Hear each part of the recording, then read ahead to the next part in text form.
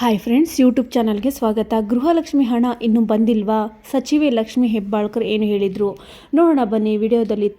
ರಾಜ್ಯ ಸರ್ಕಾರದ ಗ್ಯಾರಂಟಿ ಯೋಜನೆಗಳಲ್ಲಿ ಒಂದಾದ ಗೃಹಲಕ್ಷ್ಮಿ ಯೋಜನೆ ಹಣ ಇನ್ನೂ ಸರಿಯಾಗಿ ಫಲಾನುಭವಿಗಳಿಗೆ ತಲುಪಿಲ್ಲ.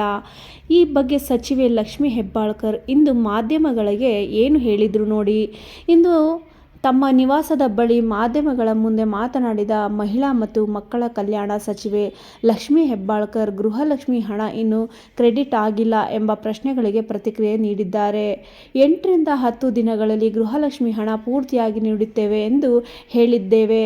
ಈಗಾಗಲೇ 2 ದಿನ ಆಗಿದೆ ಅಷ್ಟೇ. ಇನ್ನು 8 ದಿನಗಳಲ್ಲಿ ಎಲ್ಲವೂ ಕ್ಲಿಯರ್ ಆಗುತ್ತದೆ ಎಂದು ಭರವಸೆ ನೀಡಿದ್ದಾರೆ.